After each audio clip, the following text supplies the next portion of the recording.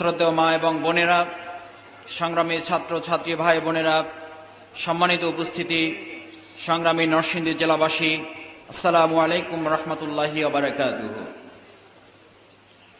মহান আল্লাহ রাব্বুল আলামিনের শুকরিয়া আদায় করছি যে মহান রাব্বুল আলামিন আজকের বাংলাদেশের একটি ক্রান্তিকাল মুহূর্তে আমরা আমাদের আগামী দিনের দেশ গড়ার কারিগর, শ্রেষ্ঠ মেধাবী ছাত্র এবং ছাত্রীদেরকে সংবর্ধনা দিয়ে দেশের জন্য মেধা এবং নৈতিকতার সমন্বয়ে গড়ে তোলার এবং তার সাথে আল্লাহ রাব্বুল আলামিন আমাদেরকে পৃথিবীতে কোনো উদ্দেশ্য ছাড়াই যে পাঠাননি, আল্লাহ রাব্বুল আলামিন আমাদেরকে যে পৃথিবীতে কোনো লক্ষ্য না দিয়ে পাঠাননি, সেজন্যে আমাদেরকে যে কোরআন স্মরণ করিয়ে দিয়েছিল, আফা হাসিবতুম আন্নামা খালাকনাকুম আবাসাও ওয়া আন্নাকুম ইলাইনা লা তুরজাউন। মানুষ, তোমরা কি মনে করেছো যে তোমাদেরকে পৃথিবীতে এমনিতেই পাঠানো হয়েছে, আমার কোনো উদ্দেশ্য নেই, কোনো লক্ষ্য নেই, অথচ তোমাদেরকে তো আমার কাছে আবার ফিরে আসতে হবে। ওয়া আন্নাকুম ইলাইনা লা তুরজাউন। তোমরা ভাবছো তোমাদের জীবনের এটাই শেষ সময়, অথচ তোমাদেরকে তো আমার কাছে হাজির হতে হবে। ফাআম্মা মান উতিয়া কিতাবাহু বিয়ামিনিহি।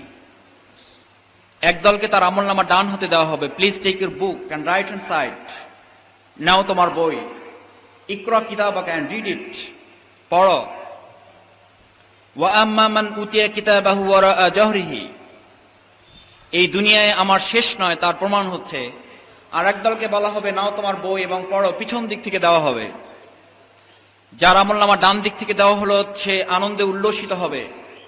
তার জন্য সুসংবাদ হচ্ছে, কোরআন বলছে তিনি সুসংবাদ প্রাপ্ত হয়ে ফাসাউফা ইউহাসাবু হিসাবান ইয়াসিরা। যিনি ডান হাতে পেলেন তার হিসেব সহজ করা হবে, তিনি কঠিন প্রশ্নের সম্মুখীন হবেন না। আয়েশা সিদ্দিকা রাদিয়াল্লাহু তাআলা আনহা রাসূল করিম সাল্লাল্লাহু আলাইহি ওয়াসাল্লামকে জিজ্ঞেস করলেন, ইয়া রাসূলুল্লাহ, এই হিসেব সহজ করার অর্থ কি? রাসূল করিম সাল্লাল্লাহু আলাইহি ওয়াসাল্লাম বললেন, এই হিসেব সহজ করার অর্থ হচ্ছে আল্লাহ রাব্বুল আলামিন তাকে বিনা হিসাবে জান্নাতে দাখিল করবেন। সুবহানাল্লাহি ওয়া বিহামদিহি। সম্মানিত ভাইয়েরা, আজকে এখানে যে কৃতি ছাত্র এবং ছাত্রী ভাই বোনেরা উপস্থিত হয়েছে, যে সকল প্রতিনিধিরা উপস্থিত হয়েছেন, তাদের অভিভাবক মণ্ডলী যারা উপস্থিত হয়েছেন, আজকে নরসিংদী জেলার সম্মানিত নাগরিক যারা উপস্থিত হয়েছেন, মহাগ্রন্থ আল কোরআনের এই দৃষ্টিভঙ্গিকে সামনে রেখেই ইসলামী ছাত্র শিবির একজন তরুণ মেধাবী ছাত্রকে সৎ, যোগ্য, দেশপ্রেমিক এবং পরকালীন সময়ে জান্নাত উপযোগী মানুষ হিসেবে গড়ে তোলার জন্যই আজকের একজন ছাত্রকে মেধাবী করে গড়ে তোলা, সাথে সাথে তাকে স্মরণ করিয়ে দেওয়া, তোমার এই দুনিয়ার জীবন শেষ নয়, তোমাকে আল্লাহর কাছে উপস্থিত হতে হবে, হাজির হয়ে তোমার জীবনের হিসেব তুলে ধরতে হবে। শুধু তাই নয়, হিসেব যে তুলে ধরার একটি চিত্র বর্ণনা করা হয়েছে কোরআনে। ওয়ায়াকুলুনা ওয়াইলাতানা মা লিহাযাল কিতাব লা ইউগাদির সগীরাতান ওয়ালা কাবীরাতান ইল্লা আহসাহা। যখন তার সামনে তার কিতাব তুলে ধরা হবে, ওয়ায়াকুলুনা, সে বলবে, ইয়া ওয়াইলাতানা, আমার আফসোস, আমার দুর্ভাগ্য, আমি তো ক্লাসে ফার্স্ট বয় ছিলাম, আমি তো মেধাবী ছাত্র ছিলাম, কৃতিত্বে স্বাক্ষর রেখেছি, আমি স্কলারশিপ পেয়েছি, আমার অসংখ্য সনদপত্র আছে, আমি অনেক ডিগ্রি অর্জন করেছি, অথচ আজকের যে বই আমাকে পড়তে দেওয়া হয়েছে তা দেখে তো মনে হচ্ছে আমার জন্য আফসোস, দুর্ভাগ্য। ইয়া ওয়াইলাতানা, আমার আফসোস, আমার শেষ, আমার তো কিছুই নেই। মালি হাযাল কিতাব, এটা কেমন একটা গ্রন্থ আমার সামনে তুলে ধরা হলো। লা ইউগাদির সগীরাতান, আমার জীবনের ছোট্ট কাজটাও এখানে বাদ পড়ে নাই, ওয়ালা কাবীরাতান, এবং বড় যে কাজটা করেছি তাও বাদ পড়ে নাই, ইল্লা আহসাহা। এটা কেমন একটি গ্রন্থ যেখানে কোনো কাজ বাদ পড়লো না, সংরক্ষিত একটি গ্রন্থ, সব কাজ এখানে তুলে ধরা হয়েছে। আজকে যাদেরকে সংবর্ধনা দেওয়া হচ্ছে, প্রিয় ছাত্রছাত্রী ভাই বোনেরা, তোমাদেরকে মনে রাখতে হবে, এই সংবর্ধনা যাদেরকে দেওয়া হচ্ছে, এই সংবর্ধনা আমরা কোত্থেকে পেয়েছি? এই পৃথিবীর কোনো দার্শনিক, বুদ্ধিজীবী, সাংবাদিক, সাহিত্যিক, কবি অথবা আমাদের কোনো শিক্ষক মণ্ডলীকে এর আবিষ্কার করেছেন? না, আবিষ্কার করেছে মহান আল্লাহ রাব্বুল আলামিন। তিনি বলেছেন, সেদিন কালকে আমাদের কঠিন ময়দানে দুটো শ্রেণী হবে, যাদের সম্পর্কে বলা হলো ওয়াসিকাল্লাযীনা কাফারু ইলা জাহান্নামা যুমারা। আজকে তোমাদের মধ্যে যারা ভালো রেজাল্ট করতে পারেনি, তারা বাড়িতে বসে কাঁদছে, তাদের বাবা মা বলছে তোমাদেরকে পড়তে বলেছিলাম না, তখন পড়াশোনা করনি, খেলতে গিয়েছো, ঘুমিয়ে পড়েছো আগে, আজকে তোমার জন্য আফসোস। ওয়াসিকাল্লাযীনা কাফারু ইলা জাহান্নামা যুমারা হাত্তা ইযা জাউহা ফুতিহাত আবওয়াবুহা ওয়া ক্বালা লাহুম খাযানাতুহা আলাম ইয়াতিকুম রুসুলুম মিনকুম ইয়াতলুনা আলাইকুম আয়াতি রাব্বিকুম ওয়া ইউনযিরুনাকুম লিকা ইয়াউমিকুম হাযা। কি আফসোস দেখেছেন? ধাক্কাতে ধাক্কাতে যখন জাহান্নামের দ্বারগোড়া নিয়ে যাওয়া হবে, ফেরেশতারা দাঁড়িয়ে বলবে, আলাম ইয়াতিকুম রুসুলুম মিনকুম ইয়াতলুনা আলাইকুম, তুমি এখানে আসছো কেন? এটা তো তোমার জায়গা না, তুমি তো মুসলমান, তুমি তো মুমিন ছিলে, তুমি জাহান্নামে আসছো কেন? আলাম ইয়াতিকুম রুসুলুম মিনকুম, তোমার কাছে কি কোনো রসুল যায়নি? ওয়ায়াতলুনা আলাইকুম, তোমাকে কি কোরআনের আয়াত কেউ তেলাওয়াত করে শোনায়নি? লিকা ইয়াউমিকুম হাযা, আজকে যে তোমার মহান রবের সাথে সাক্ষাৎ হবে, তোমার জীবনের হিসাব তুলে ধরতে হবে, এই কথা কি কেউ তোমাকে স্মরণ করিয়ে দেয়নি? তখন সে আফসোস করে বলবে, কলু বালা, হ্যাঁ বলেছিল, ওয়ালাকিন হাক্কাত কালিমাতুল আযাবি আলাল কাফিরিন, কিন্তু আমার জন্য দুর্ভাগ্য, আমি তো অস্বীকার করেছিলাম, কারণ আমার যৌবন ছিল, আমার শক্তি ছিল, আমার উন্মত্ততা ছিল, আমার পেশি শক্তি দিয়ে আমি বলেছিলাম আমি সবকিছু মানি না। আমার যৌবন আছে, আমার যা শক্তি আছে তা দিয়ে আমি নিজে চলতে পারি। আমি স্লোগান তুলেছিলাম, আমার নেতা তোমার নেতা, অমুক নেতা তমুক নেতা। আমি স্লোগান তুলেছিলাম, আমার নেতার চরিত্র ফুলের মতো পবিত্র। আমি জানতাম না যে নেতার চরিত্র নিয়ে কথা বলেছিলাম সেই নেতার চরিত্র দিনের বেলা এক, রাত্রিবেলা অন্যরকম। আমি স্লোগান তুলতে পারিনি, আমার নেতা তোমার নেতা বিশ্বনবী মোস্তফা। যদি এই স্লোগান তোলা যেত, একজন ছাত্র সেদিন কিয়ামতের ময়দানে তিনি দাঁড়ায় দাঁড়াতে সক্ষম হতেন না। একজন তরুণ ছাত্র যুবক। আজকের প্রোগ্রামটি যদি শুধু রাজনৈতিক প্রোগ্রাম হতো, আমি ভাবছি লোক বেশি দেখলে আমার মনে হয় এখানে রাজনৈতিক কথা বেশি বলতে হবে। আমি একটি ছাত্র সংগঠনের কাজ করি, বিশ্বাস করুন রাজনীতির কথা বলতে খুব বেশি পছন্দ করি না, কারণ আমাদের দেশে রাজনীতি আমাদের জন্য অরাজনৈতিক পরিস্থিতি সৃষ্টি করতে বেশি বাধ্য করেছে। আমাদের যতটুকু না দেশ, তার চেয়ে অনেক বেশি রাজনীতি আমরা করছি। আমাদের এই তরুণ ছাত্র সমাজকে নিয়ে আমরা রাজনীতি করছি জানেন। এই কৃতি ছাত্র ছাত্রীদেরকে নিয়ে আমরা যখন নিয়ে আসছি, আমরা তাদেরকে বলছি তোমরা মিছিল করো, আমার জন্য স্লোগান দাও, আমি তোমাদেরকে 1000, 10,000, 20,000 টাকা দেব, আমার জন্য রাস্তায় দাঁড়িয়ে পতাকা টাঙিয়ে রাখো, আমার নাম করে স্লোগান তোলো, অমুকের চরিত্র ফুলের মতো পবিত্র। Please stop it. আমরা আমাদের দেশের নেতৃবৃন্দকে বলবো, প্লিজ এটি বন্ধ করুন। আমার দেশের এই মেধাবী তরুণ ছাত্র ছাত্রীদের সামনে বলুন, তোমার আজকে যেমন ভালো রেজাল্ট করা প্রয়োজন, কাল কিয়ামতের কঠিন ময়দানের জন্য তোমাকে প্রস্তুতি গ্রহণ করা দরকার। ওয়াসিকাল্লাযীনা তাকাও রাব্বাহুম ইলাল জান্নাহ। আজকে তোমরা যারা সংবর্ধনা নিতে এসেছো, এই সংবর্ধনাটি আমাদের দেশের কোন মন্ত্রী, এমপি, প্রধানমন্ত্রী, জাতিসংঘের মহাসচিব, আমাদের দেশের কোন সাহিত্যিক, সাংবাদিক, বুদ্ধিজীবী এই সংবর্ধনার আয়োজন করতে পারেননি। এই সংবর্ধনার থিওরি তারা আবিষ্কার করেননি। Newton, Einstein, Benjamin Franklin, Leo Tolstoy এই সংবর্ধনার আয়োজন করেননি। এই সংবর্ধনার আয়োজন যিনি করেছেন, এই সংবর্ধনা যিনি শিখিয়েছেন, তিনি হচ্ছেন আমাদের মহান রব। ওয়াসিকাল্লাযীনা তাকাও রাব্বাহুম ইলাল জান্নাহ। জান্নাতে সেদিন একটি দলকে সংবর্ধনা দেওয়া হবে। জান্নাতে যখন প্রবেশ করবে, তখন তাদেরকে বলা হবে, আসো খালিদিনা ফিহা, এখানে তোমরা প্রবেশ করো এবং থাকো, এটা তোমাদের জন্য চিরন্তন একটি ব্যবস্থা। এখান থেকে তোমাদের আর যেতে হবে না, এখানে কোনো কষ্ট নেই, দুঃখ নেই, এখানে কোনো তোমাদের জন্য আফসোস নেই। সেই সংবর্ধনাটি আজকে আমাদেরকে এখানে দেওয়া হচ্ছে। এটি ছাত্র শিবিরের কোনো তৈরি করা সংবর্ধনা নয়।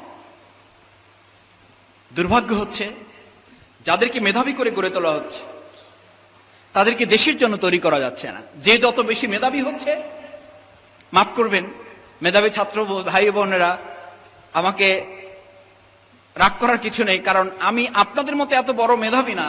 তা আমি যখন ক্লাস 9-এ পড়ি, তখন আজকের যিনি প্রধানমন্ত্রী, তার কাছ থেকে আমি মেধাবী হিসাবে একটা স্বীকৃতি পেয়েছিলাম, একটা মেডেল পেয়েছিলাম। তো তিনি তখন আমাকে খুব কানের কাছে এসে, ছোট তো যখন এটা নিচ্ছিলাম, তখন কানের কাছে আমাকে বলেছিলেন অনেক বড় হতে হবে। আমি ভাবলাম আমাকে কত বড় হতে হবে, 5 ফুট 7 ইঞ্চি, এখন এর চেয়ে আর কত বড় হওয়া দরকার। আমি ভেবেছিলাম বড় হওয়া মানে আমার বয়স বাড়বে, আরো লম্বা চওড়া হব, কারণ এর চেয়ে বড় কোনো থিওরি আমি সেদিন ওই দিনের সংবর্ধনা থেকে পাইনি। আমি থিওরি পেয়েছিলাম সেদিন, মেধাবী ছাত্ররা বক্তব্য দিচ্ছিল, আমি দেখছিলাম, শুনছিলাম, বক্তব্য দিচ্ছে শিক্ষার উপরে কথা বলছে। দেখুন কত দুর্ভাগ্য আমাদের জন্য, শিক্ষা নিয়ে কথা হচ্ছে, মেধাবী ছাত্রদেরকে বলা হচ্ছে শিক্ষা কোত্থেকে এসছে জানো? শিক্ষা মানে হচ্ছে, আমাদের কবিগুরু রবীন্দ্রনাথ ঠাকুর বলেছেন, ছাত্রনাং অধ্যয়নং তপ। শিক্ষা মানে হচ্ছে জানো, কবি মিল্টন বলেছেন, harmonious development body, mind and soul. শিক্ষা মানে জানো, লিও টলস্টয়কে জিজ্ঞেস করা হয়েছিল একটা জাতিকে বড় করার জন্য কি প্রয়োজন। তিনি বলেছিলেন, number 1 read, number 2 read, and 3 read, read, read and read. আমি ভাবলাম, পড়াশোনা মানেই কি লিও টলস্টয়? পড়াশোনা মানেই কি বেঞ্জামিন ফ্রাঙ্কলিন? পড়াশোনা মানেই কি কবিগুরু রবীন্দ্রনাথ ঠাকুর? পড়াশোনা মানেই কি আইনস্টাইন, নিউটন? পড়াশোনা মানেই কি আমাদের এই পৃথিবীর আর অন্য 5-10 দার্শনিকের নাম? আমি অবাক হলাম। যেই পড়াশোনা মানে নিউটন, যেই পড়াশোনা মানে আইনস্টাইন, যেই পড়াশোনা মানে কবিগুরু রবীন্দ্রনাথ ঠাকুর, যেই পড়াশোনার মধ্যে ইকরা বিসমি রাব্বিকাল লাযী খালাকের শব্দ উচ্চারিত হয় না, সেই পড়াশোনা দিয়ে একটি জাতি তৈরি হতে পারে, সেই জাতি উন্নত জাতিতে পরিণত হতে পারে না। মাদ্রাসা থেকে শিক্ষা গ্রহণ করে আমাদেরকে বলে ইসলামের শিক্ষা ব্যবস্থায় নারীদের কোনো উন্নয়নের কথা নেই। আমরা আমাদের মা বোনদেরকে ঘরের মধ্যে তালা দিয়ে রাখবো। যদি তারা বের হয়, তাদের হাত দেখা যাবে না, পা দেখা যাবে না, চোখ দেখা যাবে না। চোখ দেখতে পারলেও সে তোমাকে দেখতে পারবে না। That's called Islamic education. আমরা ধিক্কার জানাই যারা ইসলামকে না বুঝে না জেনে আমাদের মা এবং বোনদেরকে শিক্ষা থেকে পিছনে রাখার প্রতিযোগিতা করেছিলেন। আইএমএ জাহিলিয়া যুগে যে শিক্ষা দিয়ে আমাদের মা বোনদেরকে জীবন্ত কবর দেওয়ার ব্যবস্থা করা হয়েছিল, ইসলামী শিক্ষা আসার মাধ্যমে আমাদের মা বোনেরা তাদের ন্যায্য অধিকার ফিরে পেয়েছিলেন। আজকে বাংলাদেশে যারা নারী প্রগতির নামে, নারী ঐক্য মঞ্চের নামে যারা আন্দোলন করেন, তারা আমাদের মা বোনদেরকে রাজপথে নামিয়ে তাদের ইজ্জত লুণ্ঠনের ব্যবস্থা করেছেন। বন্ধ করুন। আমাদের মা বোনদেরকে নিয়ে ব্যবসা করবেন না। রাজপথে হরতাল অবরোধের নামে তাদের ইজ্জতকে বাসের নিচে পুলিশের হাতে বিলিয়ে দিবেন না। নতুন আরেকটা আইএমএ জাহিলিয়াতকে আমরা বাংলাদেশে দেখতে চাই না। আমাদের মা বোনদেরকে দেখতে চাই আমাদের প্রিয় নবী রাসূল করিম সাল্লাল্লাহু আলাইহি ওয়াসাল্লাম যেভাবে বলেছিলেন, তলাবুল ইলমি ফারিদাতুন আলা কুল্লি মুসলিমিন ওয়া মুসলিমাতিন। আমার প্রিয় নবী, আমাদের নবী, এটা নিউটন বলেনি, এটা আইনস্টাইন বলেনি, এটা বেঞ্জামিন ফ্রাঙ্কলিন বলেনি, এটা মার্ক টোয়েন বলেনি, এটা আইনস্টাইন চার্চিল বলেনি। তারা যা বলেছিল, শিক্ষার সাথে সাথে যদি তোমার নৈতিকতার সমন্বয় না ঘটে, তুমি কি হবে জানো? প্রিয় বন্ধুরা, তুমি হবে, আমি এই সব দার্শনিকদের সমালোচনা করছি না, কারণ সমালোচনা করার ন্যূনতম যোগ্যতা আমার নেই। তবে মহামহোপাধ্যায় হরপ্রসাদ শাস্ত্রীর নাম শুনে থাকবেন, পণ্ডিত মহামহোপাধ্যায় হরপ্রসাদ শাস্ত্রী খুব জ্ঞানী ব্যক্তি ছিলেন। তার সাগরে যিনি ছিলেন, তিনি বলতেন, আমার পণ্ডিত মহাশয় খুব জ্ঞানী ব্যক্তি বটে, বাট সমাজের জন্য তিনি কি করতে পেরেছেন এটি আমার সন্দেহ। বলল, কেন? বলছে, তাকে এত বেশি শিক্ষিত মনে হয়, মাঝে মাঝে পাগল মনে হয়। বলছে, সত্য? বলছে, তুমি প্রমাণ করতে চাও? চলো আমার সাথে। যাচ্ছে রাস্তা দিয়ে হেঁটে, হঠাৎ এসে বলছে যে, পণ্ডিত মশাই, আপনার জন্য খুব দুঃখের খবর। বলছে, কি হয়েছে? বলছে, আপনার জন্য দুর্ভাগ্য, আফসোস, আপনার স্ত্রী বিধবা হয়ে গেছে। শোনার পর বলছে, আমার স্ত্রী বিধবা হয়ে গেছে? বলছে, হ্যাঁ। বলছে, আমার স্ত্রী বিধবা হয়ে গেছে, তাহলে আমার কি হবে? তো একজন পাশ থেকে বলছে যে, পণ্ডিত মশাই, আপনি কি বলছেন? বলছে, আমার স্ত্রী নাকি বিধবা হয়ে গেছে, তাহলে আমি বেঁচে থেকে লাভ কি? বলছে, পণ্ডিত মশাই, আপনি বেঁচে থাকতে আপনার স্ত্রী বিধবা হয় কি করে? বলছে, ও তাই তো, তা তো আমার মনেই নাই। তিনি মনেই করতে পারছেন না যে তিনি বেঁচে থাকতে তার স্ত্রী বিধবা হতে পারে না। আইনস্টাইনের গল্প জানেন? কেন পারেনি জানেন? আইনস্টাইন খুব গবেষণা করতেন। সরকার তার জন্য একটা গবেষণাগারের ব্যবস্থা করেছেন। গবেষণাগারে গিয়েছেন। পড়াশোনা করতে করতে হঠাৎ তার একবার মনে হলো বাড়িতে যাওয়া দরকার। তো বাড়িতে যাওয়ার আগে কর্মচারীকে বলে গেছে, খবরদার আমার বাসার ঠিকানা কাউকে দেবা না, কারণ তারা আমাকে সে ডিস্টার্ব করে। কর্মচারী বলছে, জি হুজুর, কাউকে দেব না। 15 দিন যাওয়ার পর আইনস্টাইনের মনে হলো বাড়িতে বহুদিন যায়নি, একটু ঘুরে আসি। কিন্তু দুর্ভাগ্য, বাড়ির ঠিকানা তার মনে নেই। ওখান থেকে ফোন করেছে বাসায়, কর্মচারী ধরেছে। আইনস্টাইন এখান থেকে বলছে, প্লিজ, এটা কি আইনস্টাইনের বাসা? কর্মচারী বলছে যে হ্যাঁ। বলছে, বাসার ঠিকানাটা কি একটু বলবেন? বলছে, মাফ করবেন স্যার, স্যার যাওয়ার সময় বলে গেছেন বাসার ঠিকানা কাউকে দেওয়া নিষেধ। আইনস্টাইন ওখান থেকে খুব লজ্জা পেয়ে ফিস ফিস করে বলছে, আইনস্টাইন ছাড়া অন্য কেউ না, আমি নিজে আইনস্টাইনই বলছি, বাট আমার নিজের বাসার ঠিকানা আমি ভুলে গেছি, প্লিজ ঠিকানা একটু বলো। কেন হয়েছে জানেন? It's not only hobby, it's not only jobs, এটি কোনো তামাশা নয়, it's not only comedy, it's not only drama, it's absolutely reality. আমার প্রিয় নবী রাসূল করিম সাল্লাল্লাহু আলাইহি সাল্লাম যে শিক্ষা মানুষকে দিয়েছিলেন, সেই শিক্ষার অর্থ ছিল তিনটি: human values, social values and ideological values. মানবিক মূল্যবোধের শিক্ষা ছিল, সামাজিক মূল্যবোধের শিক্ষা ছিল, আদর্শিক মূল্যবোধের শিক্ষা ছিল। আমাদের এই সকল দার্শনিক, বুদ্ধিজীবী নেতৃবৃন্দদের শিক্ষা জাতিকে দিচ্ছেন, সেই শিক্ষার মধ্যে মানবিক মূল্যবোধ আছে, সামাজিক মূল্যবোধ আছে। আদর্শিক মূল্যবোধের সমন্বয় না ঘটার কারণে আদর্শিক মূল্যবোধ প্রতিষ্ঠিত হতে পারেনি, লাভ হবে না। কেন হবে না জানেন? আমাদের দেশে আজকে মেধাবীহীন যারা, তারা যত না অপকর্ম করছে তার চেয়ে মেধাবীরা বেশি অপকর্ম করছে। এই জন্য বলছি আমার উপরে রাগ করেন না, কারণ আমি মেধাবী নই এটা ঠিক, একেবারে মেধাহীন নই তাও ঠিক, সেই জন্য রাগ করবেন না। আর তাদের জন্য বলা হয়েছে, men with career without character is more dangerous than a lion. আমাদের শিক্ষিতরা আজকে যে একটা জাতির জন্য উন্মত্ত সিংহ হয়ে গেছে, জানেন? A more dangerous than a lion, a men with career. একজন যোগ্যতম ব্যক্তির মধ্যে যদি উইদাউট ক্যারেক্টার, চরিত্র না থাকে, is more dangerous then a lion. একটা উন্মত্ত সিংহের চেয়ে ভয়ানক সে। একজন অন্ধ লোক, তার হাতে একটা মশাল দিয়ে বলবেন, তুমি আজকে এই এলাকার সব মানুষকে পথ দেখাই আসো, কোন পথে হাঁটবে দিয়ে বলে বেড়ায় আসো, যাও। এই অন্ধ লোকটা যত মানুষকে পথ দেখাবে তার চেয়ে ঘর বাড়িতে আগুন লাগাবে বেশি। আমাদের দেশের শিক্ষা ব্যবস্থা দিয়ে যে তরুণ প্রজন্ম গড়ে তোলা হচ্ছে, এই তরুণ প্রজন্ম অন্ধ করে তুলে তাদের হাতে বড় বড় মশাল, বড় বড় সার্টিফিকেট তুলে দেওয়া হচ্ছে।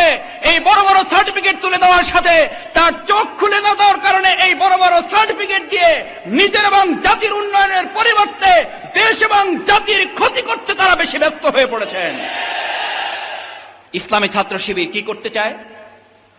আমরা হঠাৎ আজকে এখানে স্লোগান দিয়ে যদি বলি যে আমরা সব উল্টায় পরিবর্তন করে ফেলতে পারি, না, তা পারবো না। আমরা কি করতে চেয়েছি জানেন? শ্রদ্ধেয় মুরব্বিয়ান ইকরাম, আমরা চেয়েছি আমাদের এই প্রচলিত শিক্ষা ব্যবস্থার সাথেই একটা সিলেবাস দিয়েছি আমরা। Islami Chhatra Shibir is not only political organization, এটা শুধু একটা ছাত্র সংগঠনের নাম নয়, it's absolutely institution, extraordinary quality institution. কেন জানেন? আমি মাদ্রাসায় পড়াশোনা করেছি, মাফ করবেন আমাকে, আমি মাদ্রাসার বিরুদ্ধে একটি কথা বলবো। আমি কলেজে পড়াশোনা করেছি, কলেজের বিরুদ্ধেও বলবো। আমি বিশ্ববিদ্যালয়ের সবচেয়ে বড় বারান্দায় হেঁটেছি, সেই বিশ্ববিদ্যালয়ের বিরুদ্ধেও দুই একটা বলবো। আল্লাহ আমার অহংকার মাফ করুন, যে মাদ্রাসায় বড় বারান্দা দিয়ে হাঁটার সুযোগ পেয়েছি, বিশ্ববিদ্যালয়ের সবচেয়ে উঁচু ভবনে হাঁটার সুযোগ পেয়েছি। সেই জন্য দুই জায়গার দৃশ্যটা আমার সামনে পরিষ্কার। মাদ্রাসায় যখন পড়েছি তখন আমাকে বলা হলো, তোমার দায়িত্ব হচ্ছে মাদ্রাসায় গিয়ে মসজিদে আজান দিবা, কোন লোক মারা গেলে জানাজা পড়বা, কোনদিন নামাজ যদি নাও পড়ে থাকে 150 টাকার বিনিময়ে মিলাদ শরীফ পড়ে তাকে নিশ্চিত জান্নাতি বানাই দিয়ে আসবা। নবজাতক জন্মগ্রহণ করেছে, তার কানে আজান দিয়ে আসবা, ইটস ইওর রেসপন্সিবিলিটি, এটা তোমার দায়িত্ব।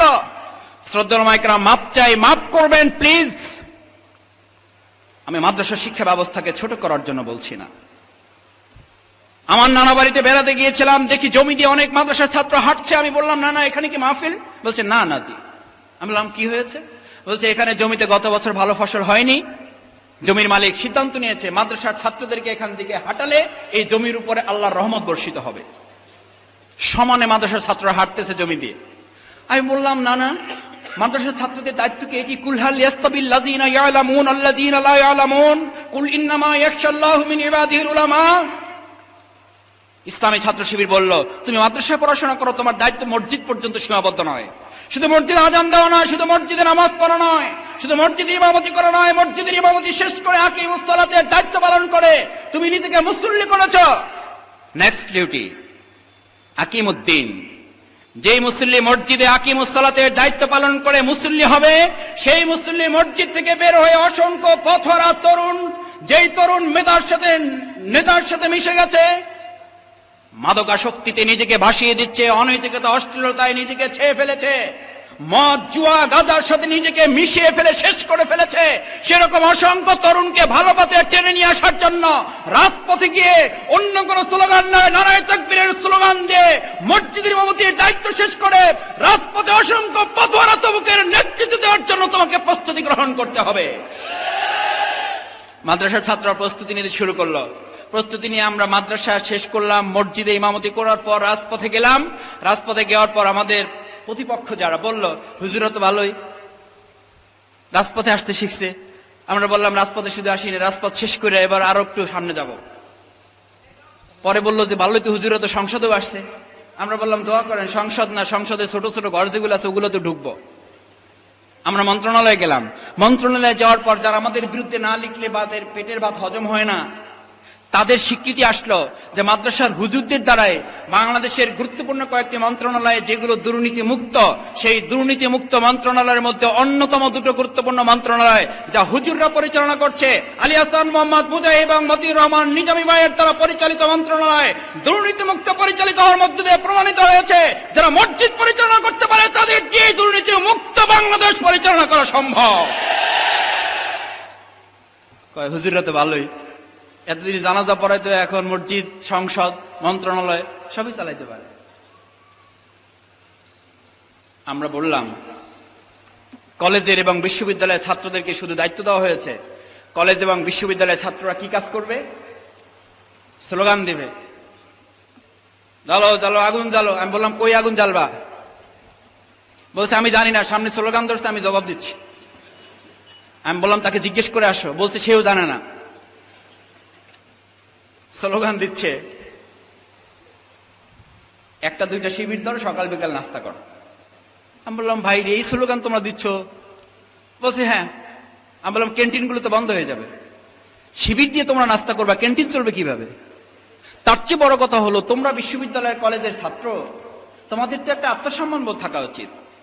আফ্রিকার জঙ্গলের যে সবচেয়ে হিংস্র জন্তু, সপ্তাহে একটা মানুষ পাইলে তার পুরো শরীর খাইতে হয় না, শুধু রক্ত আর মগজ দিয়ে পুরো এক সপ্তাহ চলে যায়।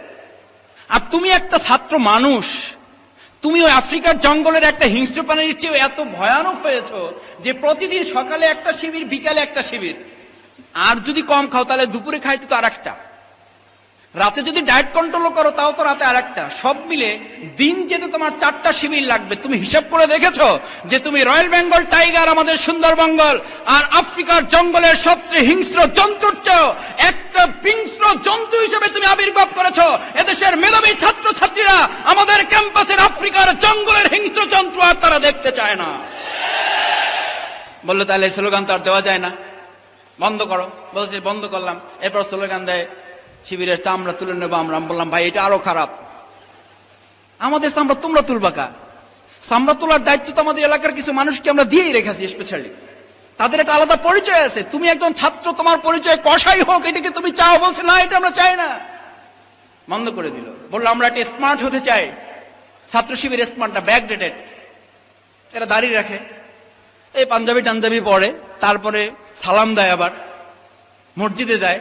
এইটা একটা কথা হলো? সকালে উঠে কোরআন শরীফ পড়ে, সকালে যদি 8টা পর্যন্ত নাই ঘুমাইতে স্মার্টনেসের কি পাওয়া যায়? স্মার্ট হওয়ার জন্য এখন আর এইসব দরকার নেই। আমি নরসিংদী আসার পথে আমাদের রাস্তার পাশে একটা সাইনবোর্ড দেখলাম, একটা বিজ্ঞাপন দেওয়া আছে স্মার্ট লুঙ্গি। এখন তো স্মার্ট হওয়ার জন্য প্যান্ট শার্ট তো দূরের কথা, এখন লুঙ্গি পরলে তো স্মার্ট হওয়া যায়। আমাদের বন্ধুরা বিশ্ববিদ্যালয়ে স্মার্ট হওয়ার জন্য কি করেছে জানেন? বলছে আমরা এটা smart. Chhatra Shibir is conservative, the reactionary, is fundamentalist, is backdated, so I don't like it. বললাম ভালো কথা, তোমরা কি স্মার্ট? কেন? বলছে এই দেখো না আমাদের চুল কত বড় বড়। আমি বললাম খুব ভালো। কয়দিন পর দেখি চুল নাই। বলছে একটু সমস্যা হয়েছে। আমি বললাম কেন? বলছে ক্যাম্পাস দিয়ে যাচ্ছি তো ছেলেরা পিছন থেকে আমাকে লক্ষ্য করে আমার পিছনে পিছনে যাচ্ছে, আমি ডানে গেলে তারাও ডানে যাচ্ছে, আমি বামে গেলে তারাও বামে যাচ্ছে, কারণ তারা আমাকে ফলো করছে। আমার পিছন দিকের চুলগুলো দেখে খুব পছন্দ হয়েছে, তারা ভেবেছিল আমি কোনো ছেলে না, আমি কোনো মেয়ে। কাছে এসে তখন দেখছে আমি কোনো ছেলে না, কোনো মেয়ে না, ছেলে, তখন বলছে sorry, I are so brother, we are think you so sister. আপনি যে একজন ভাই এটা বুঝতে পারেন, ভেবেছিলাম আপনি আমাদের কোনো বন্টন হবেন। তো জোর করে মন খারাপ করে চুল সব কাটাই ফেলায় এখন নাড়া হয়ে গেছে। সমিতি করছে, নাড়া সমিতি।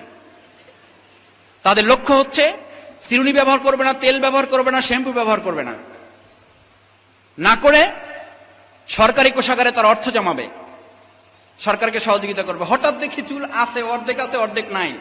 আমি বললাম দ্যাট ইজ মডেল। বলছে it is latest model and that's called বাটি shirt. It is latest model and that's called বাটি শার্ট। বাটি একটা উপরে বসাই দিয়ে সমান করে নিচের গুলো ফালাই দেওয়া হয়েছে, এটার নাম দিয়েছে বাটি শার্ট। আমি বললাম এইটা কাটতে নাপিত কি তুমি টাকা দিছো না নাপিত তোমারে টাকা দিছে? বলছে যে এর কি করো, এইটা কাটতে 175 টাকা লাগছে। আমি বললাম তুমি আমার কাছে আসো, আমি তোমাকে ফ্রি করাই দেবো, কারণ এইটা কাটতে কোনো কৌশল লাগে না, এমনি বাটি একটা বসাই দিয়ে বেলেট দিয়ে সাইজে ফালাই দিলে হইলো। আমি তাদেরকে বললাম তুমি আলাদা হওয়ার জন্য, ছাত্র শিবির থেকে উন্নত হওয়ার জন্য, স্বাভাবিক জীবন থেকে নিজেকে বিচ্ছিন্ন করে অস্বাভাবিক পথ অবলম্বন করার চেষ্টা করছো। তুমি যে তুমি কি পারো? ওয়ালাহু আসলামা মান ফিস সামাওয়াতি ওয়াল আরদি তাওয়ান ওয়া কারহান ওয়া মান ইয়াবতাগি গায়রাল ইসলাম দীনা। আমার বন্ধু সংগঠনের ভাইয়েরা যারা আমাদের চেয়ে স্মার্ট হওয়ার চেষ্টা করেন, ছাত্র শিবির সুন্দর জীবন যাপন করে এই সুন্দরের বিপরীত অসুন্দর হয়ে যারা আধুনিক হওয়ার চেষ্টা করেন, তাদেরকে বললাম ছাত্র শিবির অক্সিজেন গ্রহণ করে কার্বন ডাই অক্সাইড ছেড়ে দেয়, তুমি ছাত্র শিবিরের সাথে প্রতিযোগিতা করো, আমরা এখন থেকে কার্বন ডাই অক্সাইড গ্রহণ করব আর অক্সিজেন ছেড়ে দেব। পারো? বলছে না, এটা কি সম্ভব? এটা তো আল্লাহর নিয়ম। আমি বললাম এটার মধ্যে কেমন একটা একঘেয়েমি চলে আসছে না? সেই কবে থেকে এটা গ্রহণ করতেছো, অক্সিজেন আর কার্বন ডাই অক্সাইড ছাড়তেছো, একটু ব্যতিক্রম ক্লাসিফিকেশন নিয়ে আসো। তোমরা এখন থেকে কার্বন ডাই অক্সাইড গ্রহণ করো আর অক্সিজেন ছেড়ে দাও, আমাদের গাছগুলো খুশি হবে। বলছে না, এটা তো পারা যাবে না, কারণ এটা আল্লাহর নিয়ম। আমি বললাম যে আল্লাহর নিয়মে তোমার অক্সিজেন গ্রহণ করা, কার্বন ডাই অক্সাইড গ্রহণ করা, ছেড়ে দেওয়ার মধ্যে তোমার শান্তি, ইসলামের প্রত্যেকটি নিয়ম মেনে চলার মধ্যে আমাদের জন্য শান্তি। ইসলামী ছাত্র শিবির সেই শান্তির কথা তোমাদের কাছে পৌঁছে দিতে চায়। বলছে না, তোমরা খুন করো, হত্যা করো, রাহাজানি করো, রক কাটো, রাজাকার, আলবদর। আমি বললাম আমি কেন্দ্রীয় ছাত্র শিবিরে, আমি কেন্দ্রীয় সভাপতি, আমার জন্ম 1976। আমাদের দেশের স্বাধীনতা এখনো যদি ইতিহাস খুব বিকৃত না হয় তাহলে 71 ঠিক আছে অন্তত। মুক্তিযুদ্ধে কারা ছিল কারা ছিল না সেটা নিয়ে বিতর্ক আছে, বাট 1971 সাল নিয়ে আমাদের কারো বিতর্ক নাই।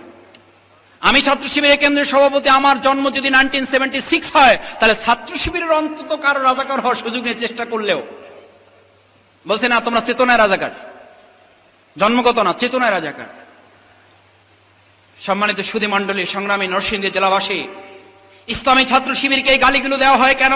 শারিক ইবনে আকনাস আবু জেহেলকে গভীর রাতে পেয়ে জিজ্ঞেস করলো, আবু জেহেল বলো তো, যেই মোহাম্মদ রাসূলুল্লাহ সাল্লাল্লাহু আলাইহি সাল্লামকে তোমরা আলামিন উপাধি দিলে, যেই মোহাম্মদ রাসূলুল্লাহ সাল্লাল্লাহু আলাইহি সাল্লামকে তোমরা সাদিক উপাধি দিলে, সেই মোহাম্মদ সাল্লাল্লাহু আলাইহি সাল্লামকে তোমরা এখন পাগল, জাদুকর, কবি, গণক উপাধি দিলে কেন? আবু জেহেল চারিদিকে ভালো করে তাকিয়ে বলল, শারিক ভালো করে তাকিয়ে দেখো, কেউ নাই তো? বলছে না, কেউ নাই। আবু জেহেল বলছে তাহলে একটা সত্য কথা বলি। বলছি দেখো, ছোট্ট একটা ছেলে, ইয়াতিম, তার মা নেই, বাপ নেই, গোষ্ঠীর পরিচয় নেই, সে এখন একটা ধর্মের দাওয়াত দিচ্ছে এবং দলে দলে মানুষ তার দিকে যাচ্ছে, গোটা সমাজের নেতৃত্ব তিনি দিচ্ছেন, আর আমাদের পিতৃ পরিচয় সব মুছে ফেলে আমরা এখন নেতৃত্ব শূন্য। এটি কি মেনে নেওয়া যায়? বলছে না, তা তো যায় না। বলছে এই জন্যই তো পাঠাইলাম একটা লোক, বললাম এটা একটা পাগল, যে গেছে সে এসে বলছে যে হুজুর পাগল কিন্তু ভালো কথা কয়, আমি এই জন্য ইসলাম কবুল করে আসছি। আবু জেহেল বলল এই জন্য নাম দিলাম, এ শুধু পাগল নাই, জাদুও জানে। বললাম এটা জাদুকর। লোকজন আরো হুমড়িকে পড়লো যে কি জাদু জানে, দেখে আস। যে গেল সে দেখলো শুধু জাদু জানে না, জাদুর সবকিছু সে বলে দিতে পারে। ইসলাম গ্রহণ করলো, তার কাছে এসে বলল হুজুর এ শুধু জাদুকর না, উন্নত মানের জাদুকর। বলছে যে বুঝতে পেরেছি, তাহলে সে গোনাও জানে, তোমাকে না দেখে সব বলে দিতে পারে। নাম দেওয়া হলো গণক। লোকজন গেল, কি গোনা জানে দেখে এসে আমার হাতটা দেখায় আসি, হুমড়ি খেয়ে পড়লো। আবু জেহেল ঠেকাইতে পারতেছে না, নাম দিল এটা শুধু গোনা জানে না, এমন সুন্দর সুন্দর কথা বলে, কবিতার মতো কথা বলে, এর নাম হলো কবি। কবি উপাধি দেওয়া হলো। একের পর এক উপাধি দিয়ে দিয়ে যখন শেখাতে পারলো না, সবগুলোকে এক জায়গায় জড়ো করে বলল, লাত মানাত উজ্জার কসম, আর কেউ মোহাম্মদের কাছে যেতে পারবে না। যেগুলো শপথ পড়তেছে এগুলো মনে মনে কয়, হুজুর আপনি যেহেতু শপথ পড়াইতেছেন, আপনি তো আর যাবেন না, আমাদের যাওয়ার সুযোগ থাকবে। আর আবু জেহেল নিজে মনে মনে বলতেছে যে তোমাকে শপথ যেহেতু আমি পড়াই দিচ্ছি, আমার যাওয়ার একটা সুযোগ থাকবে। রাত গভীর হয়েছে, ওয়ালের পাশে রাত 12টা 1টা বাজতে না বাজতে ওয়ালের পাশে শাগরেদরা এসে উপস্থিত হয়েছে। আবু জেহেলের সাথে হঠাৎ মুখোমুখি। শাগরেদরা জিজ্ঞেস করছে, হুজুর আপনি এখানে? বলছে আমি তো আসছি, তোমরা আসছো কিনা এটা দেখার জন্য। তোমরা আসছো কেন? বলছে আমরা আসছি আপনি শপথ পড়াইছেন, আপনি ঠিক আছেন কিনা এটা জানার জন্য। বলছে কাজ হবে না, হত্যা করার পরিকল্পনা গ্রহণ করতে হবে মোহাম্মদকে, তাছাড়া এখান থেকে ফিরানো যাবে না। সংগ্রামী নরসিংদী জেলাবাসী, ইসলামী ছাত্র শিবিরকে বলা হলো রক্ষাটা, ইসলামী ছাত্র শিবিরকে বলা হলো রাজাকার, ইসলামী ছাত্র শিবিরকে বলা হলো মৌলবাদী, ইসলামী ছাত্র শিবিরকে বলা হলো প্রতিক্রিয়াশীল, ইসলামী ছাত্র শিবিরকে বলা হলো সাম্প্রদায়িক।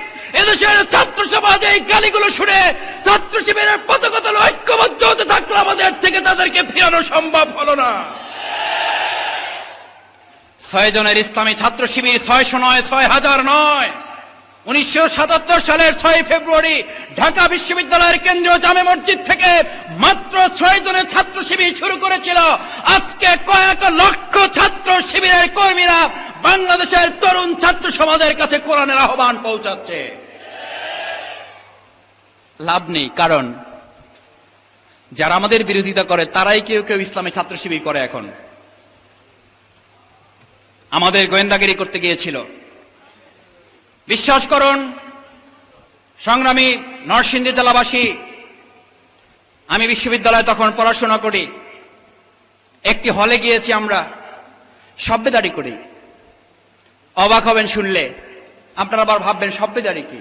রাত্রিবেলা উঠে তাহাজ্জুদ নামাজ পড়ার জন্য বিশ্ববিদ্যালয়ের যুবক তরুণ ছাত্রদেরকে আমরা প্রশিক্ষণ দিচ্ছি।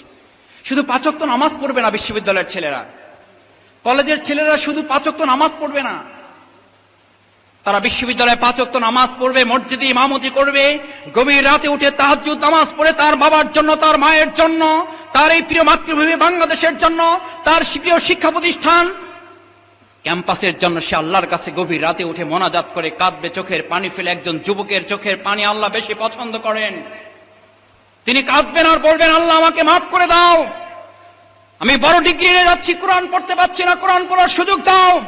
এই বিশ্ববিদ্যালয় আমার চরিত্র হননের সকল আয়োজন সম্পন্ন। এই বিশ্ববিদ্যালয় থেকে হযরত ইউসুফ আলাইহিস সালামের মতো চরিত্র নিয়ে আমাকে বের হওয়ার সুযোগ দাও।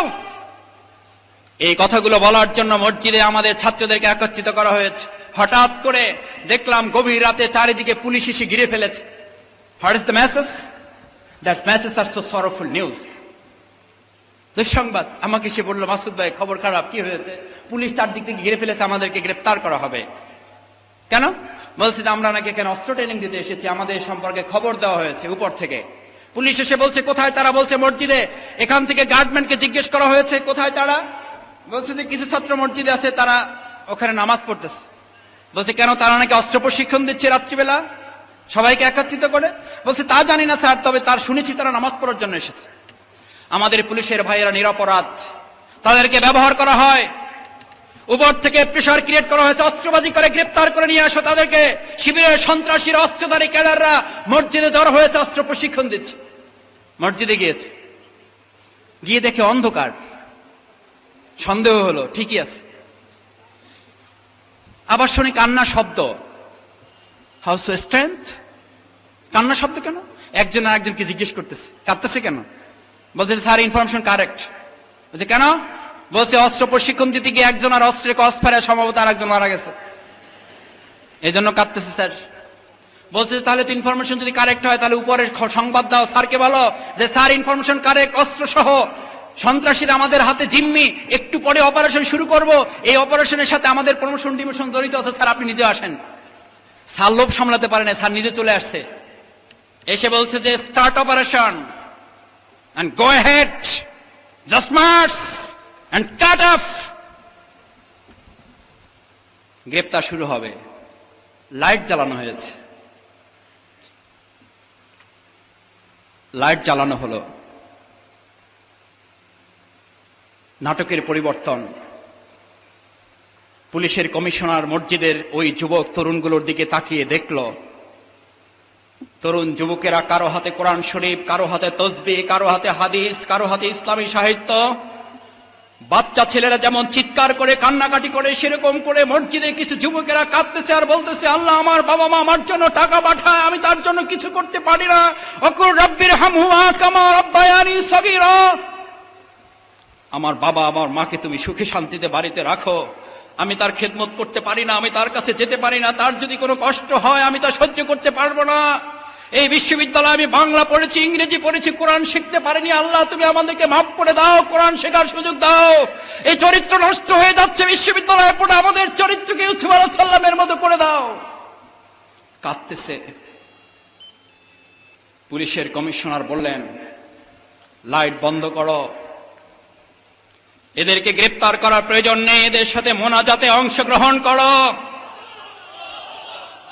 মোনাজাতে অংশগ্রহণ করো। মোনাজাত শেষ করে লাইট বন্ধ করে দিয়ে ভাইস চ্যান্সেলরের কাছে গিয়ে বলল, ভাইস চ্যান্সেলর, যেই শিবিরের অস্ত্রধারী ক্যাডারদেরকে গ্রেফতার করতে পাঠিয়েছিলেন, আমার আফসোস, আমি পুলিশ কমিশনার, আজকে আমার দুর্ভাগ্য, ওই অস্ত্রধারী ক্যাডারগুলোর মধ্যে যদি আমার নিজের একটা সন্তান থাকতো তাহলে আমার জন্য কত না সৌভাগ্যের হতো। ভাইস চ্যান্সেলর, আমি পুলিশ কমিশনার, আর আপনার কোনো দরকার নেই, এই বিশ্ববিদ্যালয় ওই ছেলেগুলোর হাতে ছেড়ে দেন। এই ছেলেগুলো বিশ্ববিদ্যালয় পরিচালনা করলে কিয়ামত পর্যন্ত বিশ্ববিদ্যালয় সন্ত্রাস পরিচালিত হতে পারে না। সন্ত্রাস পরিচালিত হয় না। যৌথ বাহিনী আসলো, র্যাব আসলো, আমাদের গ্রেফতার করা হয় না, ক্রস ফায়ার দেওয়া হয় না, আমাদের বিরুদ্ধে গোয়েন্দা নজরদারি বৃদ্ধি করা হলো। যারা গোয়েন্দাগিরি করতে যায়, পুলিশ আমাদেরকে গ্রেফতার করতে যায়, আমাদের সাথে নামাজ পড়া শুরু করে দেয়। আমাদের প্রতিপক্ষ বন্ধুরা, যাদেরকে আমরা প্রতিপক্ষ মনে করি না, তারা উপরে ফোন করে, কি পুলিশ পাঠাইছেন, এরা সব শিবির করে, এগুলো চেঞ্জ করেন, নতুন পুলিশ পাঠান। পুলিশ কমিশনার নতুন আবার ভালো দেখে কয়েকজন, একদম ভালো দেখা মানে বুঝেন তো, শারীরিক ভালো না, মনের দিক থেকে যারা এন্টি শিবির 100% পাঠাইছে, আমরা তাদেরকে সালাম দেই, ভাই আপনি কোরআন শরীফ পড়তে পারেন? বলছে না তো এখনো শিখতে পারেনি। আমি বললাম, আপনার ডিউটির পরে 1 ঘন্টা 30 মিনিট সময় থাকলে আপনি যে এখানে অযথা সময় কাটান, এর মধ্যে আমরা আপনাকে কোরআন শেখার ব্যবস্থা করতে চাই। তাহলে খুব ভালো, সে আমাদের সাথে কোরআন শিখতেছে। চলেন, নামাজে আজান হয়েছে, নামাজটা পড়ে আসি, চলেন আমি একটু চা খাই, আপনিও খান, আপনি আমাকে খাওয়াইতে পারেন, কোনো অসুবিধা নেই। বলছে আপনাকে অ্যারেস্ট করার জন্য আসছে। আমি বললাম, করেন, আমার অপরাধ থাকলে অ্যারেস্ট করে নিয়ে যান, অসুবিধা নেই, কিন্তু তার আগ পর্যন্ত তো আমি আপনার সাথে ভালো ব্যবহার করার অধিকার রাখি। আমাদের সাথে মিশে গেল, হ্যান্ডশেক করলো, আমরা তার সাথে বুক মিলালাম। আমাদের প্রতিপক্ষ ছাত্র সংগঠনের বন্ধুরা বলল, এগুলো কি পাঠাইছেন? আগে যেগুলো আসছিল এগুলো শিবিরের কর্মী, এখন যেগুলো পাঠাচ্ছেন এগুলো এক একটা শিবিরের নেতা। চেঞ্জ করো। পুলিশ কমিশনারকে যে মেসেজ দেওয়া হয়েছিল, পুলিশের যিনি বডিগার্ড, হাবিলদার যিনি, উনি আমাদেরকে পরে গল্প করে একবার বলেছিলেন, যখন ওখান থেকে ফোন করা হয়েছে এগুলো চেঞ্জ করেন, পুলিশ কমিশনার হাসতে হাসতে বলেছিল, বিশ্ববিদ্যালয়ে পুলিশ চেঞ্জ করতে করতে আমার এখন এমন অবস্থা হয়েছে, আমার মনে হচ্ছে আমি পুলিশ কমিশনারকে যদি ওখানে পাঠানো হয়, দিন দশেকের ব্যবধানে আমাকেও হয়তো ওই বিশ্ববিদ্যালয় থেকে শিবির কর্মী হয়ে ফিরে আসতে হবে। ইসলামী ছাত্র শিবির শক্তির বলে নয়, ইসলামী ছাত্র শিবির যদি শক্তি দিয়ে টিকে থাকতে চাই, তাই পৃথিবীতে শক্তি টিকে নেই, আদর্শ টিকে আছে, আদর্শ টিকে থাকবে। সময় নেই সেদিকে যাওয়ার।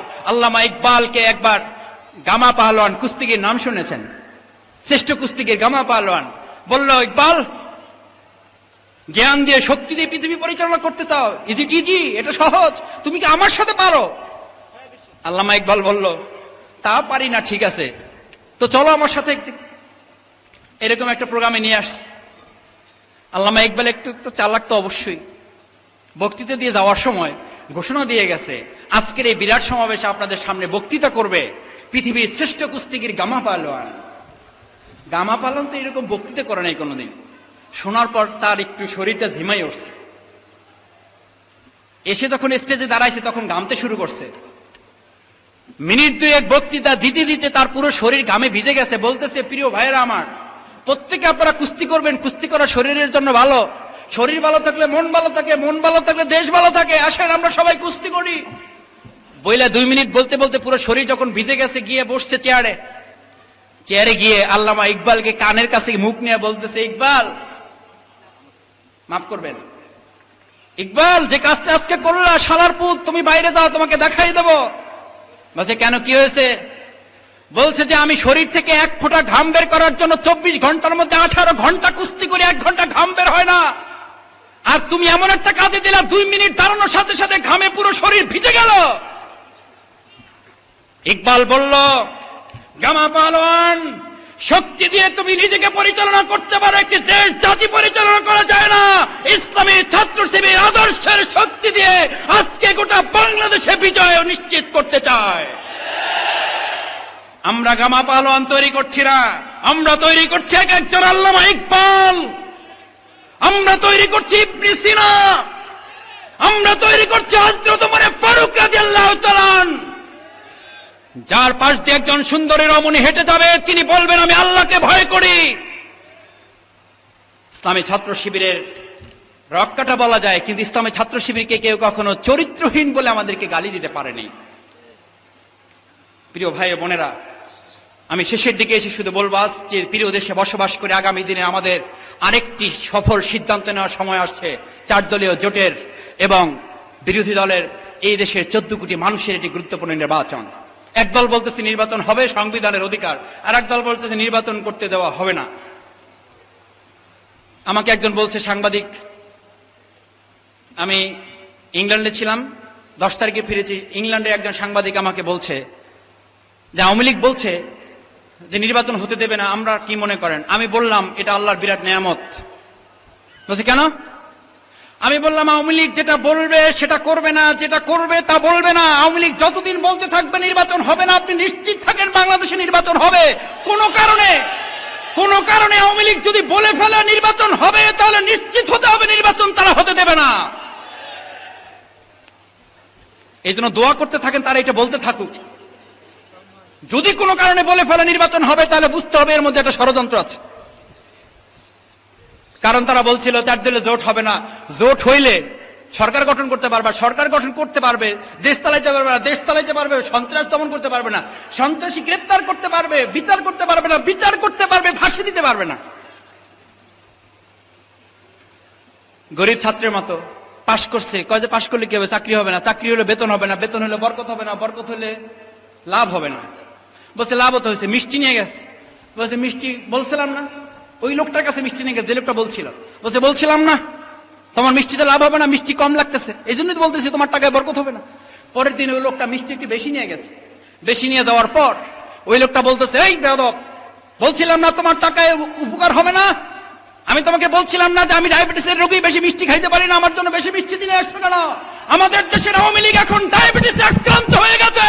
যা বলবেন প্রত্যেকটিতে তারা ডায়াবেটিসে আক্রান্ত হয়ে তার বিরোধিতা করতে শুরু করেছে। আপনি ভালো করলে তার বিরোধিতা করে। ইংল্যান্ডে আমাকে প্রশ্ন করা হয়েছে, আপনাদের দেশের বিরোধী দলীয় নেত্রী এসে বলেছে উন্নয়ন বন্ধ করুন, দাতা গোষ্ঠীকে বলেছে আপনারা বাংলাদেশের সহযোগিতা বন্ধ করুন। একটা দেশের মানুষ তার দেশে উন্নয়নের জন্য দাতা বন্ধ করতে বলে, এটি বাংলাদেশের মানুষের বন্ধু হতে পারে না, পারে না, পারে না। 4 দলীয় জোটের নির্বাচনে ইসলামী ছাত্র শিবিরের প্রতিনিধি যারা এখানে এসেছেন, জোটের নির্বাচনে প্রত্যেকের সাহসী এবং ঐতিহাসিক ভূমিকা 2001 সালে আমরা রেখেছিলাম। সেই ভূমিকা রাখার জন্য 2007 সালের যে নির্বাচন হবে, গণতান্ত্রিক, অবাধ, সুষ্ঠু, নিরপেক্ষ নির্বাচনের জন্য ইসলামী ছাত্র শিবিরের কর্মী, সমর্থক, নরসিংদী জেলার সর্বস্তরের জনগণ কারচুপির নির্বাচন পাহারা দিয়ে অতন্ত্র প্রহরী ভূমিকা পালন করার জন্য কি আপনারা প্রস্তুত? আমি আপনাদের প্রতি আস্থা রাখতে চাই। 2007 সালের নির্বাচন হবে মুসলমান, ইসলাম, গণতন্ত্র, দেশ, মানবতার নির্বাচন। সেই নির্বাচনে ইসলাম বিরোধী শক্তিকে ক্ষমতায় বসতে দেওয়া হবে না। তাই আসুন, আজকে যারা এখানে প্রতিনিধিত্বের জন্য এসেছেন, ইসলামী ছাত্র শিবিরের প্রতিনিধিত্ব করার জন্য, আগামী দিনে আপনাকে প্রস্তুতি গ্রহণ করতে হবে। প্রত্যেকটি এলাকায়, ইউনিয়নে ইউনিয়নে, স্কুলে স্কুলে, কলেজে কলেজে কোরআনের দাওয়াত নিয়ে পৌঁছে দিতে হবে। আমরা মাওলানা মতিউর রহমান নিজামীর দাওয়াত দিচ্ছি না, আমরা মাওলানা মওদুদী রহমাতুল্লাহর দাওয়াত দিচ্ছি না, আমরা দাওয়াত দিচ্ছি কোরআন এবং হাদিসের দাওয়াত। আমরা ব্যক্তি পূজার পরিবর্তে আল্লাহ রাব্বুল আলামিনকে গবেষণা করার জন্য, আল্লাহ রাব্বুল আলামিনকে দাসত্ব করার জন্য লোক তৈরি করার চেষ্টা করছি। যারা মৌদুদিবাদ বলেন, যারা ফিতনার কথা বলেন, আমরা বলবো আপনারাই নিজেদের দাসত্ব করার জন্য লোক তৈরি করেন। মাওলানা মওদুদি রহমাতুল্লাহ আলাইহি মানুষের দাসত্ব করার, মুক্ত করার জন্য ইসলামী আন্দোলনের রূপরেখা মানুষের সামনে তুলে ধরেছেন। সেই জন্য আসুন সকল ভেদাভেদ ভুলে গিয়ে দেশ এবং জাতির প্রয়োজনে ঐক্যবদ্ধ ভূমিকা পালন করার জন্য ইসলামী ছাত্র শিবিরের কর্মী ভাইয়েরা নিজেদের আদর্শ, চরিত্র, কোরআন হাদিসের আলো হাতে নিয়ে ছাত্র সমাজের কাছে ঘরে ঘরে গিয়ে কোরআনের বলতে হবে, আসো হে তরুণ, মুক্তির পথে, কোরআনের পথে তোমাকে আমরা ডাকছি ইসলামের সুশীতল ছায়াতলে। এই আহ্বান জানিয়ে মেধাবী ছাত্রছাত্রীরা তোমাদেরকে অভিনন্দন। তোমরা আগামী দিনে আরো ভালো রেজাল্ট করার জন্য প্রতিযোগিতায় অংশগ্রহণ করে দেশ এবং জাতির আরো গৌরব ছিনিয়ে আনবে। সাথে সাথে সকল শিক্ষা প্রতিষ্ঠানে নিজেকে একজন আদর্শ মানুষ, পরকালীন জীবনে জান্নাত উপযোগী একজন যুবক যুবতী হিসেবে গড়ে তোলার জন্য মা এবং বোনদেরকে হযরত আয়েশা, সুমাইয়া রাদিয়াল্লাহু তাআলা, হযরত খাদিজা রাদিয়াল্লাহু তাআলা আনহার ভূমিকা নিয়ে মাঠে নামতে পারলে আল্লাহর দ্বীন প্রতিষ্ঠার এই বাংলাদেশে ইসলামের বিজয় সুনিশ্চিত হবে। আল্লাহ আমাদের তৌফিক দান করুন। সকলে বলেন আমিন। আসসালামু আলাইকুম। Is it easy? এটা সহজ, তুমি কি আমার সাথে পারো? আল্লামা ইকবাল বলল, তা পারি না, ঠিক আছে, তো চলো আমার সাথে। এরকম একটা প্রোগ্রামে নিয়ে আসছে। আল্লামা ইকবাল একটু তো চালাক তো অবশ্যই। বক্তৃতা দিয়ে যাওয়ার সময় ঘোষণা দিয়ে গেছে, আজকের এই বিরাট সমাবেশে আপনাদের সামনে বক্তৃতা করবে পৃথিবীর শ্রেষ্ঠ কুস্তিগির গামা পালোয়ান। গামা পালন তো এরকম বক্তৃতা করে নাই কোনোদিন। শোনার পর তার একটু শরীরটা ঝিমাই উঠছে। এসে যখন স্টেজে দাঁড়াইছে তখন ঘামতে শুরু করছে। মিনিট দুয়েক বক্তৃতা দিতে দিতে তার পুরো শরীর ঘামে ভিজে গেছে। বলতেছে, প্রিয় ভাইয়েরা আমার, প্রত্যেকে আপনারা কুস্তি করবেন, কুস্তি করা শরীরের জন্য ভালো। শরীর ভালো থাকলে মন ভালো থাকে, মন ভালো থাকলে দেশ ভালো থাকে। আসেন আমরা সবাই কুস্তি করি। বইলা 2 মিনিট বলতে বলতে পুরো শরীর যখন ভিজে গেছে, গিয়ে বসছে চেয়ারে গিয়ে আল্লামা ইকবালকে কানের কাছে মুখ নিয়ে বলতেছে, ইকবাল মাফ করবেন, ইকবাল যে কাজটা আজকে করলা, শালার পুত, তুমি বাইরে যাও, তোমাকে দেখাই দেবো। বলছে, কেন, কি হয়েছে? বলছে যে আমি শরীর থেকে 1 ফোঁটা ঘাম বের করার জন্য 24 ঘন্টার মধ্যে 18 ঘন্টা কুস্তি করে 1 ঘন্টা ঘাম বের হয় না। আর তুমি এমন একটা কাজে দিলা, 2 মিনিট দাঁড়ানোর সাথে সাথে ঘামে পুরো শরীর ভিজে গেল। ইকবাল বলল, গামা পালোয়ান, শক্তি দিয়ে তুমি নিজেকে পরিচালনা করতে পারো, একটি দেশ জাতি পরিচালনা করা যায় না। ইসলামী ছাত্র শিবির আদর্শের শক্তি দিয়ে আজকে গোটা বাংলাদেশে বিজয় নিশ্চিত করতে চায়। আমরা গামা পালোয়ান তৈরি করছি না, আমরা তৈরি করছি এক একজন আল্লামা ইকবাল, আমরা তৈরি করছি ইবনে সিনা, আমরা তৈরি করছি হযরত ওমর ফারুক রাদিয়াল্লাহু তাআলা। যার পাশ দিয়ে একজন সুন্দরী রমণী হেঁটে যাবে, তিনি বলবেন, আমি আল্লাহকে ভয় করি। ইসলামী ছাত্র শিবিরের রক্ষাটা বলা যায়, কিন্তু ইসলামী ছাত্র শিবিরকে কেউ কখনো চরিত্রহীন বলে আমাদেরকে গালি দিতে পারেনি। প্রিয় ভাই ও বোনেরা, আমি শেষের দিকে এসে শুধু বলবো, আজ যে প্রিয় দেশে বসবাস করে আগামী দিনে আমাদের আরেকটি সফল সিদ্ধান্ত নেওয়ার সময় আসছে। 4 দলীয় জোটের এবং বিরোধী দলের এই দেশের 14 কোটি মানুষের একটি গুরুত্বপূর্ণ নির্বাচন। এক দল বলতেছে নির্বাচন হবে, সংবিধানের অধিকার, আর এক দল বলতেছে নির্বাচন করতে দেওয়া হবে না। আমাকে একজন বলছে, সাংবাদিক, আমি ইংল্যান্ডে ছিলাম, 10 তারিখে ফিরেছি। ইংল্যান্ডের একজন সাংবাদিক আমাকে বলছে যে আওয়ামী লীগ বলছে যে নির্বাচন হতে দেবে না, আমরা কি মনে করেন? আমি বললাম, এটা আল্লাহর বিরাট নেয়ামত। বলছে, কেন? আমি বললাম, আওয়ামী লীগ যেটা বলবে সেটা করবে না, যেটা করবে তা বলবে না। আওয়ামী লীগ যতদিন বলতে থাকবে নির্বাচন হবে না, আপনি নিশ্চিত থাকেন বাংলাদেশে নির্বাচন হবে। কোন কারণে আওয়ামী লীগ যদি বলে ফেলে নির্বাচন হবে, তাহলে নিশ্চিত হতে হবে নির্বাচন তারা হতে দেবে না। এই জন্য দোয়া করতে থাকেন, তারা এটা বলতে থাকুক। যদি কোনো কারণে বলে ফেলে নির্বাচন হবে, তাহলে বুঝতে হবে এর মধ্যে একটা ষড়যন্ত্র আছে। কারণ তারা বলছিল 4 দলে জোট হবে না, জোট হইলে সরকার গঠন করতে পারবে, সরকার গঠন করতে পারবে, দেশ চালাইতে পারবে না, দেশ চালাইতে পারবে, সন্ত্রাস দমন করতে পারবে না, সন্ত্রাসী গ্রেপ্তার করতে পারবে, বিচার করতে পারবে না, বিচার করতে পারবে, ফাঁসি দিতে পারবে না। গরিব ছাত্রের মতো পাশ করছে, কয় যে পাশ করলে কি হবে? চাকরি হবে না, চাকরি হলে বেতন হবে না, বেতন হলে বরকত হবে না, বরকত হলে লাভ হবে না। বলছে লাভ হতে হয়েছে, মিষ্টি নিয়ে গেছে। বলছে, মিষ্টি বলছিলাম না? ওই লোকটার কাছে মিষ্টি নিয়ে গেছে যে লোকটা বলছিল। বলছে, বলছিলাম না? তোমার মিষ্টিতে লাভ হবে না, মিষ্টি কম লাগতেছে, এই জন্যই তো বলতেছি তোমার টাকায় বরকত হবে না। পরের দিন ওই লোকটা মিষ্টি একটু বেশি নিয়ে গেছে। বেশি নিয়ে যাওয়ার পর ওই লোকটা বলতেছে, এই বেয়াদব, বলছিলাম না তোমার টাকায় উপকার হবে না?